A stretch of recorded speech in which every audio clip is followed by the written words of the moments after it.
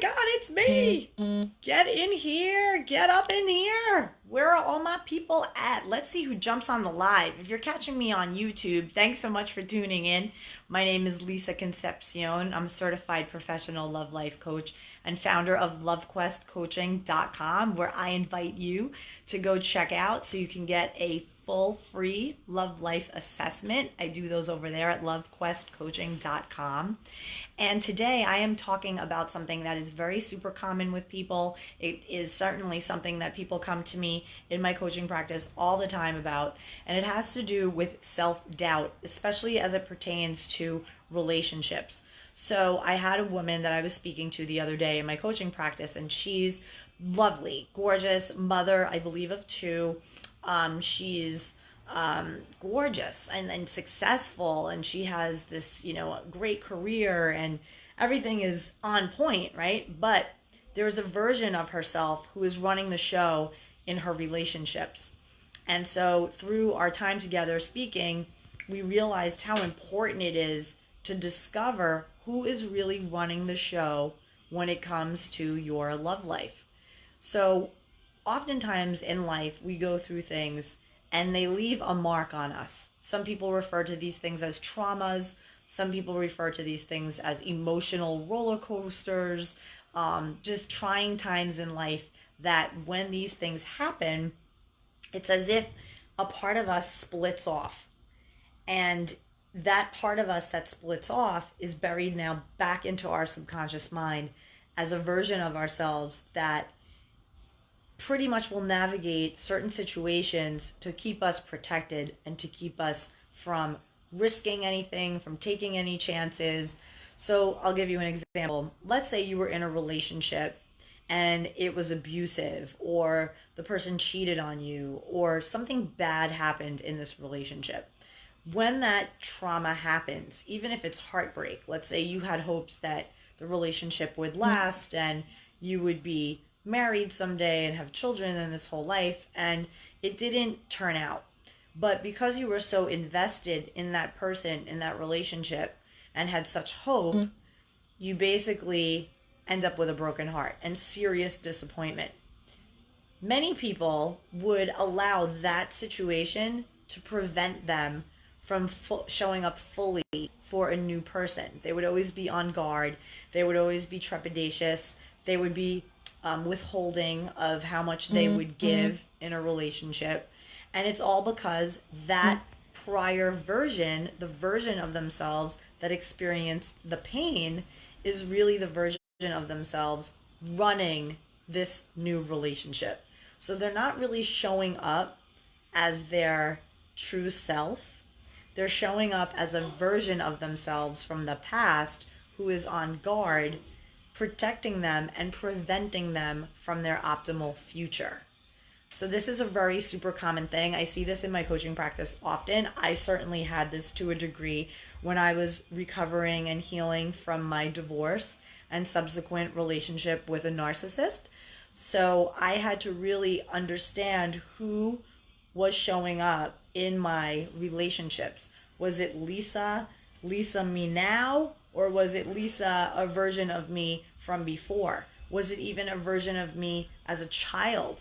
So this is all part of the work that I do. I help people, like I did this woman that I was on a coaching call with, really understand when it came to relationships, who was running the show, who was showing up with this doubt and this uncertainty and this belief system that was holding her back from the very love that she wanted.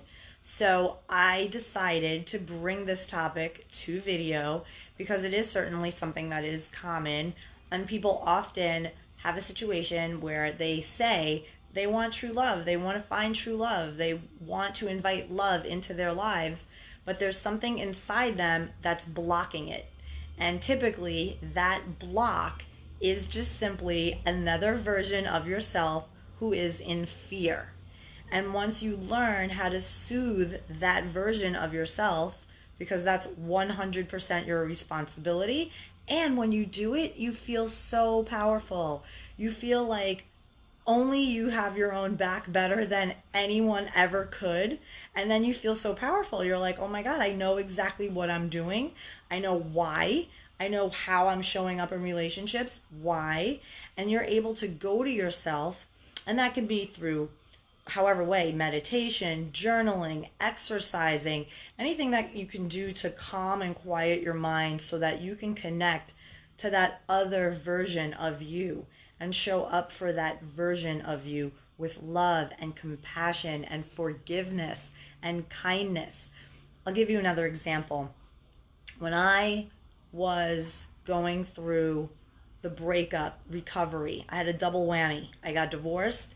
I then rushed into this random rebound relationship, and the guy was highly narcissistic. At the time, I was so depressed and sad that I was a perfect target for a narcissist. And I found myself in this relationship. The relationship subsequently ended. I was discarded.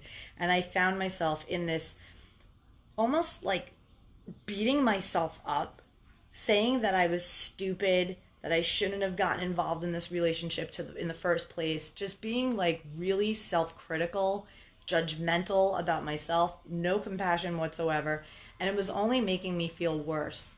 So it wasn't until I decided and I chose to really look at what was going on in me that attracted this mess that I found myself in.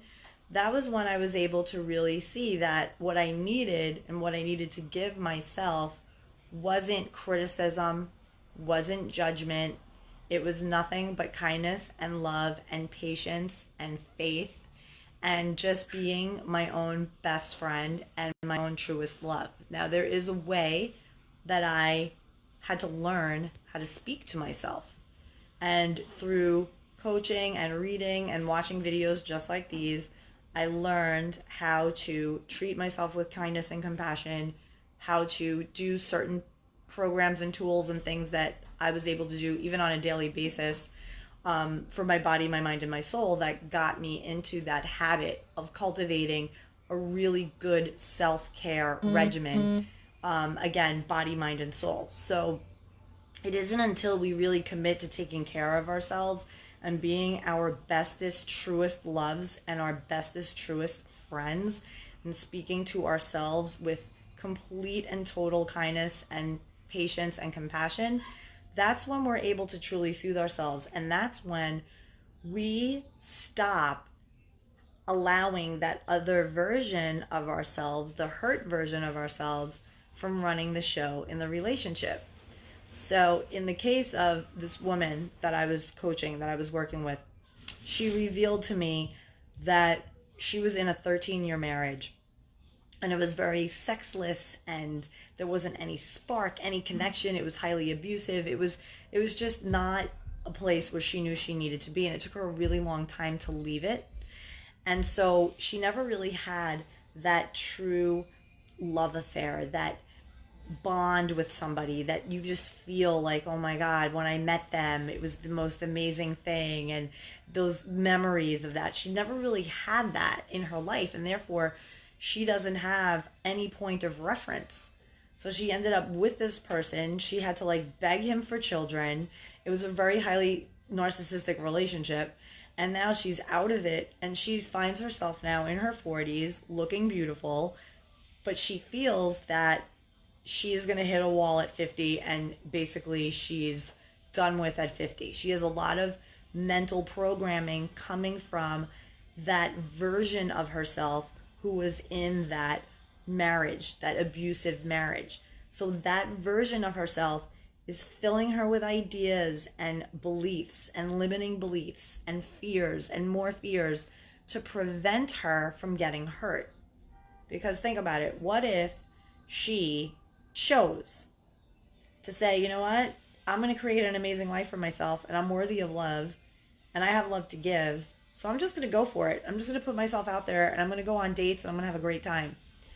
The other version of herself is saying, no, don't. Because if you go out again and you meet another guy, and that guy does to me what this guy is doing to me now, this is going to be horrible. So we cannot allow a past version, a hurt version of ourselves to be the one managing and running our love life. And this can also definitely do with your upbringing, your childhood. So many people out there, Lord knows I was definitely that, showing up in their marriages, showing up in their relationships as their wounded inner 9-year-old, inner 13-year-old, inner 4-year-old. And all these triggers that we're feeling, these triggers that happen in our relationships, are simply opportunities for us to step up and heal whatever version of ourselves is being triggered. So I assure you that people watching this video right now, you in your brain are like, yeah, I know what kind of relationship I want. I know how I show up in relationships. I know how I want to be in relationships. But for the life of me, I can't figure out what goes wrong.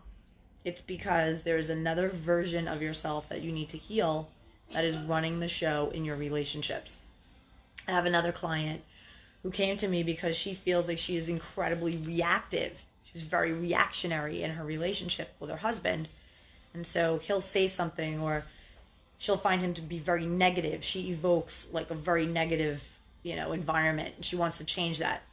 And so she has the power to do that. She has the absolute power to shift the energy in her entire marriage and home. And so we're working on getting her to learn how to do that.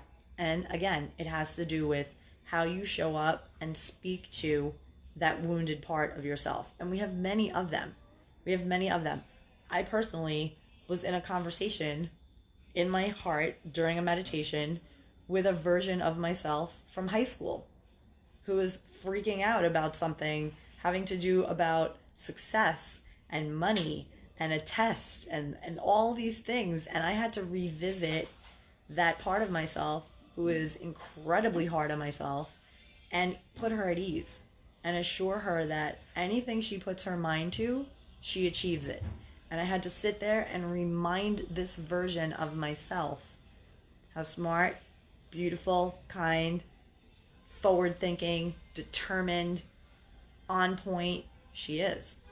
And I had to go through different parts of my life, of my history, to remind this version of myself who was freaking out about something I needed to do in my business. All of these instances where I was freaking out before, and when I let go and had trust, I immediately found the answer that I needed. And everything worked out exactly as I wanted it to work out, even better. So that soothed that version of me who was trying to run the show, in this case, my business, and I wasn't having it. I was not having it. And I said, okay, who is trying to run the show right now? This aspect of my life, this is somebody else showing up trying to run the show. So who needs me? Who's in trouble? Who needs me? Who needs love? Who needs compassion? Who needs me to remind them how great they are? And in being quiet within myself, I realized, okay, this is like my 16-year-old version of me freaking out because of some test or something that she's going through in school. And she needs to be reminded that she's smart, beautiful, amazing, and like everything's going to work out. And I have to step up and support her. I have to calm her down, because otherwise she's going to make the decisions in my business. I cannot have a 16-year-old version of me making decisions in my business. Same holds true for relationships. There were plenty of times in my marriage where a 9-year-old version of me was throwing a fit, having a tantrum, trying to run the show in my marriage. And it's now that I'm out of that marriage and able to reflect back where I recognize all of these different wounded parts of me who are trying to step in there and run the show in my relationship. The same thing happens to everybody. It's all super normal. This is what happens with trauma work. We are able to learn how to go back in time to these traumatic things that happened in your life, things that split off, versions of you that split off. And if you do not tend to them properly, they will run your show. They will attempt to run your show, and they will run your show. Another example, that version of you who nervously, with anxiety, is always looking at your phone, wondering if this person is going to return your text or call you or make plans with you or reach out to you or value you. Who is that version of you? Because right there in that instance, they're the ones on your phone. It's like having a little 6-year-old texting this person that you went on a date with the other night. You would never allow that. You would never let a 6-year-old, you would never let the 6-year-old version of you take your phone and text somebody. Ever, never, ever, ever, never, ever, never. You would never do that.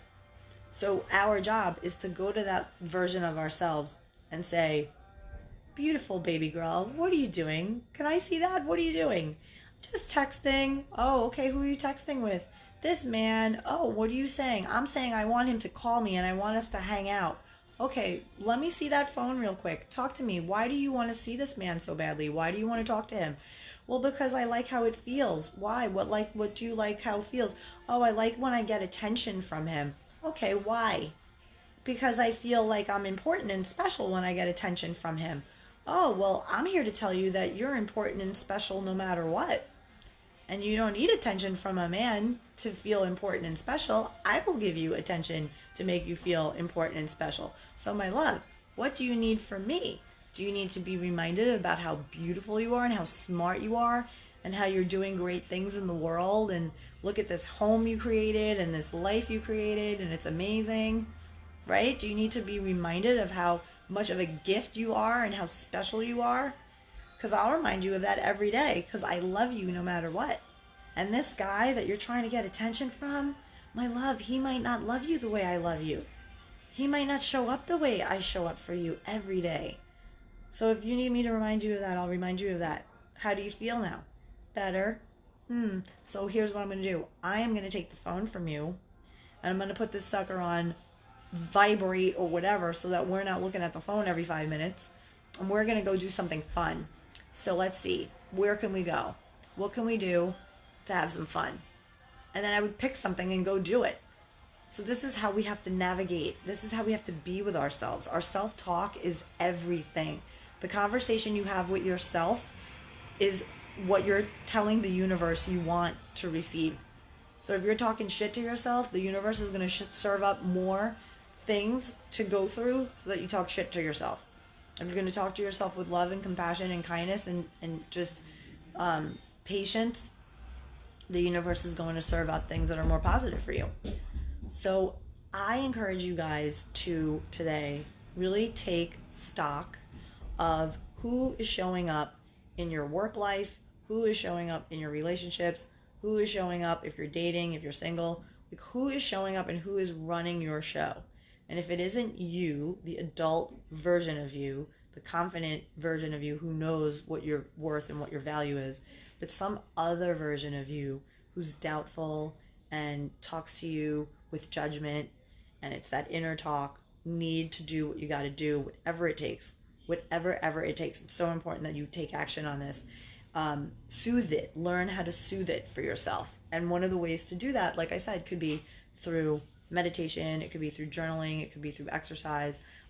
When I coach with my clients, I go really super deep with this exact thing, and I actually coach them on how to speak to themselves, and we do journal prompts, and that's like the main thing that once people overcome it, their life changes. And the same can happen for you too. So if this is resonating for you and you know that you have like an inner 5-year-old calling the shots in your business or an inner 17-year-old kind of running things when it comes to your relationships, definitely reach out to me. Hit me up in a PM. I totally understand that this stuff that I do, this content that I put out is often very personal. And so not everybody wants to blab their personal life in the feed. And I get that. Hit me with some likes, some hearts. Let me see some hearts. Some likes. If you're on YouTube, like this, subscribe to this, share this content, because I'm sure people in your circles definitely can benefit from it and may, hit them at the right time, the right time of their life. So I'm happy to help you out. You can PM me or you can reach me at lovequestcoaching.com, where I offer a free love life assessment and other free content there on my website just for you. Thanks so much, you guys. I hope you have a blessed day. I'm coming to you from Brooklyn, New York. It's freezing outside. As you can notice, my hair is straight because I'm able to do my hair straight when it's freezing in New York. And so I look forward to joining you guys back in Miami when I return. And as always, I am remote, so wherever you find me on earth, wherever you're getting this message, I'm here to serve. Just hit me up at lovequestcoaching.com. Thanks so much, you guys. Much love. Bye.